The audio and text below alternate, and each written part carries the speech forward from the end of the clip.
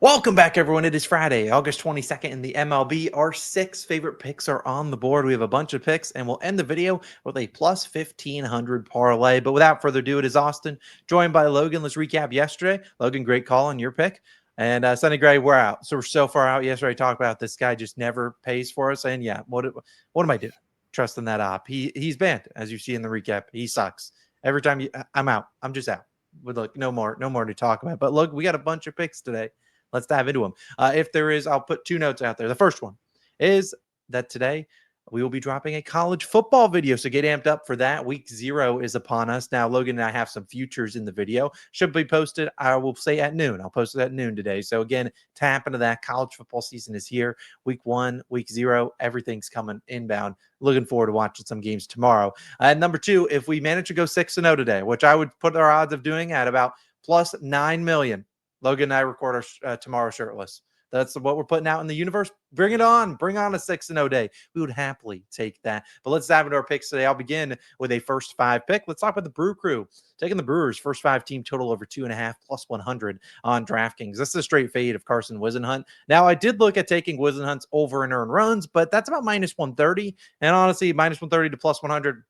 Whatever, if he gives them up in the 6th inning, I'm just going to be so pissed. But Whisenhunt is not a guy that pitches super deep into games. He typically, he's been only 3 career starts. We'll touch on those in a second. He's on normally in like the 70 to 80 pitches, not even 80 pitches. So again, I think if he gets into the 6, he's probably cooking. But I really like Whisenhunt to give up some runs today. You can back Quintana if you want. I just feel like that guy, he's pitched too well. The moment I back him, he will suck today. But let's talk about their matchup today against Carson Whisenhunt, who has arguably his worst and toughest matchup so far in his young career. He's only made 3 career starts in the majors, a 5 ERA and a 1.4 whip. Those 3 starts, he allowed 4, 1, and 3 earned runs. The Pirates, Mets, and Nationals. Now, the start against the Mets did see an unearned run in there, and with this Brewers' first 5 team total, we can afford unearned runs. We'll take anything we can get. But the Pirates, Mets, and Nationals are anything but close to what the Brewers are as a team against left-handed pitching. We've talked about the Nationals before. One of the worst lefty hitting teams in baseball. Now, they've gotten to a few of them, but you got to be pretty bad for them to get to you. Shout out Sean Manaea yesterday. Good thing I didn't add his under and earned runs. But like I said, the Brew Crew, real tough matchup here. Over the last month, they are batting .327 with a 171 WRC plus versus lefties at home. Both number 1 in baseball and both not even particularly close to second place. They are absolutely the best team in baseball against lefties at home. Whisenhunt, as I said, a 5 ERA. Well, the baseball savant metrics are saying, well, he's kind of getting a little lucky because he has an expected ERA at 7. His barrel percentage, 17%. Hard hit percentage, 52%. While he doesn't qualify for the baseball savant, metric page because he doesn't have enough innings pitched. If he did, those will both be first percentile. So again, giving up a lot of hard contact and not getting a ton of swing and miss in there. And he's really struggled against righties in his 35 ABs against right-handed batters, 314 batting average, a 1.17 OPS, which is I think higher than Judge, and he's already given up 4 homers. So again, struggling really hard versus righties, which he likely sees 6 of tonight. And then the lefties he's going to see, which he's been good against the lefties, are going to be Sal Frelick. We have Christian Yelich and Bryce Terang. Now those guys against lefties over the last month are batting .261, .286, and .333, all pretty high contact guys. He's in for a really tough spot here. I think we have base runners galore. We're going to probably need RBIs from guys like Andrew Vaughn or William Contreras. I think they deliver tonight for us. Give us the Brew Crew first 5 team total over 2.5. If you need a pivot and you're on FanDuel, I'd probably just back the Brew Crew, maybe first 5 run line. But again, I don't want to trust Jose Quintana. So maybe go to the full game or the first 5 total, which I think should be probably at 4.5. But Logan, you got to pick for the people today. And I don't think it should come as much of a surprise who we're backing. Take it away.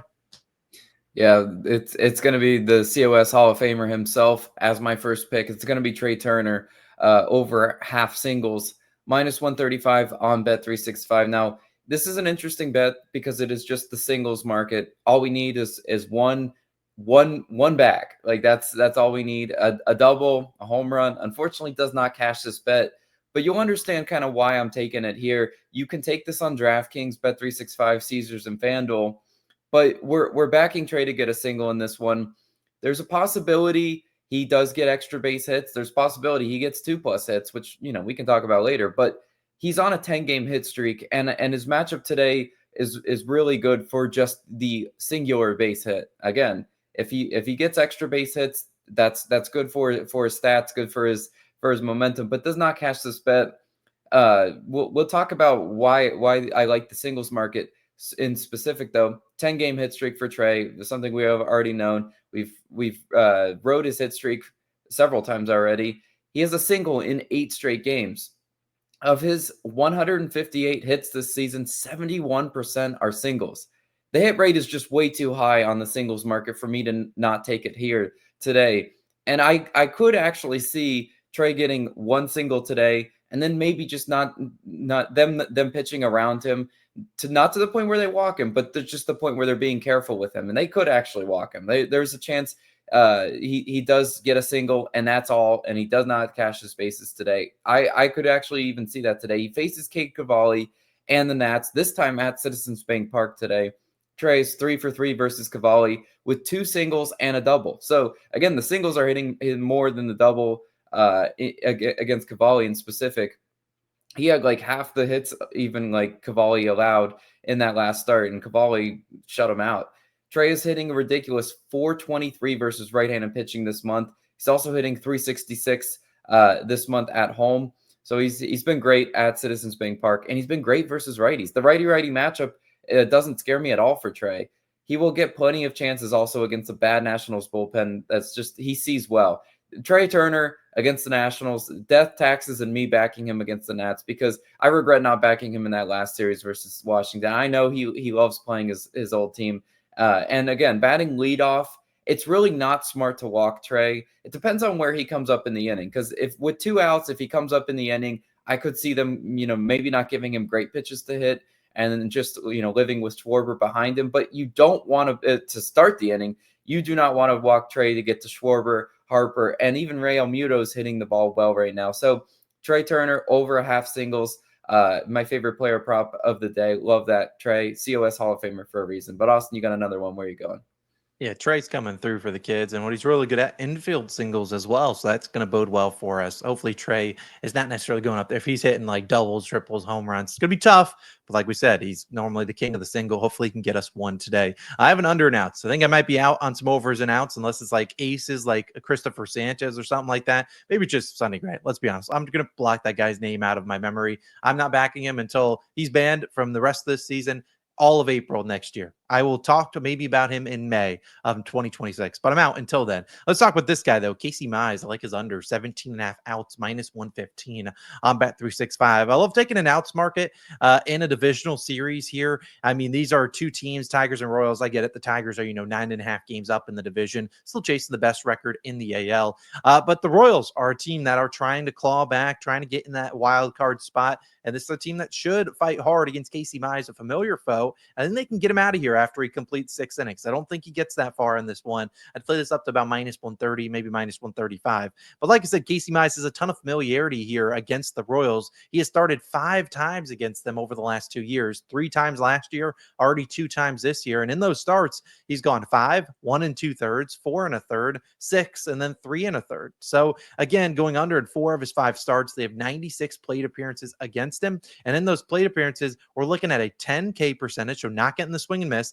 and a 393 batting average. So again, they have seen him a ton. And while the Royals can be a pretty aggressive team at the plate, I think they're going to have a clear game plan coming into the series. Hey, we want to hunt a certain pitch. And a divisional series, they want to get to that bullpen, tax it early in a series like this. And when you look at Mize, first percentile and off-speed run value. So again, if we're hunting for pitches, they're probably going to be off-speed. And if Mize figures out what pitches they're hunting, maybe he doesn't throw it to him. And maybe we see the Royals start to take more and more pitches. And I get it, the Royals have been an up-and-down offense, but in August, they're ranked 6th in on-base percentage and WRC plus versus righties. And Mize, it's not like you can say, well, he's great against righties. Well, he's actually equally bad against righties and lefties. So I could see them having plenty of base runners and opportunities here. In July, Mize really struggled. I get he got off to a great start this year, but in July, a 6.3 ERA, in August, a 4.67. His last 3 starts have seen him give up 3, 2, and 4 earned runs. He's been able to go 6 in 2 of those 3, but it's because he's only given up 4, 3, and 4 hits. I could see the Royals putting some more damage onto him. And as I said before, this is a Royals team that can blow up some guys. We've seen them do it before, and they've been running up the pitch count a little bit more as of late. And when you look at Mize, third time through the order, where we're likely going to be in the 5th or 6th inning, and we need maybe a solid inning, you look at that third time through, a 308 batting average and an 824 OPS. The OPS jumps from about 75 points from the second time through. The base batting average jumps about 50 points. So again, I see they're having plenty of chances against him. The Tigers bullpen is fully rested. They didn't play yesterday. And we know the Tigers are a team, just like the Royals, honestly, that they hunt matchups, especially when you get to the bullpen. So if this is a tight game and maybe it's like 2-2, 2-3, and Mize is coming up, maybe with some lefties on deck, maybe Vinny Pasquantino, who's hit a homer, I think, in 4 straight games, and maybe he's at 5 2/3, they're not opposed to yanking a guy like that. So again, I really think it's a tough spot for Casey Mize. Give me his under 17.5 outs, my favorite outs play of the day. Logan has a money line for the kids today, a late night one, another divisional series. Logan, take it away. Yeah, my favorite game pick of the day is a money line, and I'm rolling with the San Diego Padres on the money line, plus 102 odds on FanDuel. Now, the Padres were just swept by the Dodgers in LA, but now they have a little bit of revenge on their mind, and I do think they win this series. As the series shifts to San Diego, I will be looking to back the Padres in multiple games this series, assuming they win today. Maybe I back them tomorrow as well. But let's talk about it. I mean, the Padres were just swept by the Dodgers, but they were heating up now. They've won 3 of 4 games against the Giants at home, which is big because I really needed to see them kind of win those games with conviction. The offense heating back up as well. They had back-to-back 8-run games. So the offense should be there today. And then we talk about the Dodgers coming into this game. They're off. They split a series in Coors. And I really just don't like the spot for them. I mean, they have to go from playing the Rockies in Coors, a crazy hitter-friendly ballpark, to now a very tough divisional series versus the Padres, a team they already just kind of beat convincingly, and they have to really get up for this game on the road. I just don't like the spot at all. Let's talk about who starts for the Padres, though. It's going to be Yu Darvish, 5.97 ERA, 1.22 WHIP. That ERA is way too high. I mean, his expected ERA is 3.5. Yu Darvish will be a 4 ERA or sub-4 ERA pitcher by the time the season is done. He's just a better pitcher than that. He's kind of had to knock off the rust, and he's been touched up in several of those outings. Faced the Dodgers in LA, it didn't go well for him. 4 innings pitched, 4 earned runs, 2 home runs allowed. I mean, a law of averages says he will be better today, and it's also Darvish pitching back at home. It's his first home start since July 30th. It's just kind of like it's unfortunate where Darvish just pitched in this rotation because it's like a ton of away games recently. Now back at home, I think this is a better spot for him. He had like a 3.5 or 3.6 ERA last season at home. So again, times will be better for him. His last home start, he pitched really well. 7 innings pitched, 0 earned runs, 2 hits allowed versus the Mets. Obviously, the Dodgers are a better offense, but he can still give them a pretty looks that they're not expecting the second time around. I'll talk about that in a second. Dodgers hitting 249 against righties in August. Darvish's pitch arsenal. He throws 9 pitches. Yes, it's incredible. 9 pitches. He's going to be able to throw an arsenal at the Dodgers hitters that are going to challenge them a second time. In the recent month. I just don't think the Dodgers are going to get the same looks that they saw against Darvish, where they touched him up.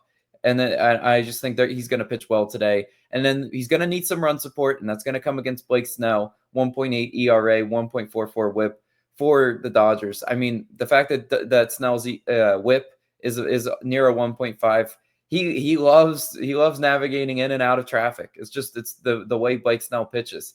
He faced the Padres, went 6 innings pitched, 0 earned runs. So I'm kind of fading with the outcome of what just happened when these 2 pitchers just faced these teams. Snell did have some fortunate breaks go his way. He had 2 caught stealing outs, which helped alleviate that base traffic. And again, if the Padres can be a little bit smarter on the base path, not get picked off trying to get caught stealing, they can definitely run up some hits and runs up on Blake Snell. Snell has 11.9% walk rate.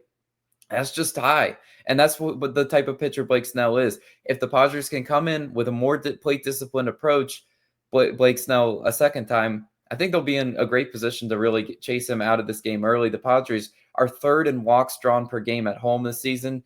I like this offense. In August, we go to the bullpens. Both these two starters come out. The Padres are second in bullpen ERA this month. Dodgers 15th in bullpen ERA. Advantage goes to the Padres. So if Yu Darvish can hold it down and the bullpen comes in and holds it down, I think they'll get plenty of run support. Give me the Padres on the ML. Love that as my favorite game pick of the day. But Austin, you still got more picks. Where are you going? Yeah, we got one parlay, a normal one, and then we have one long shot parlay to win back a couple units, a smaller play. I don't want to waste too much of your time. Let's talk about this one real quick. It's Nathan Eovaldi under 2.5 earned runs parlayed with Houston Astros and Baltimore Orioles, both to score in the first 7. Like I said, you can take that second leg on BetMGM as well. This is minus 115 on DraftKings. I wanted to find my favorite juice reducer, as we did a couple days ago in that Reds and Angels game. That's my favorite game where some early runs. You get Cade Povich, who sucks, and Lance McCullers Jr. making his return. I get it. These two offenses aren't the best, but I think those two pitchers are worse than the offenses. So I think you'll see runs early in that game. Another game I looked at was Nationals and Phillies, but ended up going with this one a little bit more. I think the weather and hitting conditions are a little bit better out in Baltimore. The main here is Nathan Eovaldi, his under and earned runs. I don't need to go too hard on this guy. He has been great this season, a 1.76 ERA, 0.87 whip. He's under 2.5 earned runs, 18 of 21 appearances. The Guardians offense is slowly starting to heat up, but again, I'm not really, you can't count stats against a guy like Arifetti. You just can't. Those are empty stats. Those don't count. Like maybe towards your final season stats, not in terms of how I fear your lineup. And we've seen Eovaldi 85th percentile in ground ball percentage, 96th in walk percentage, and 99th in pitching run value. I mean, the guy's been a stud this year, and I don't know why his line's at 2.5. I'll happily fall into the trap if that's the case, but he's been great with runners in scoring position. 162 batting average allowed, drops to 147 with 2 outs. He's only given up 10 homers, and 6 of them were solo bombs. So again, I look at this parlay. I think it's a great one. I think Eovaldi shoves, and I think there's runs in that Astros and Orioles game. Simple as that. I know those two offenses are suspect. They're at least scoring 1 in the first 7. The O's at least got rid of Adley Rutschman, who's an auto out this year and the last year, basically. And they got some young guys in there who hopefully can do a little bit of damage to Lance McCullers, who's like first percentile in hard hit percentage. And then our 6th and final play of the day, like I said, 6-0. Shirtless episode tomorrow. There's no chance that happens, but it would be electric because this parlay is going to be hard enough to cash by itself.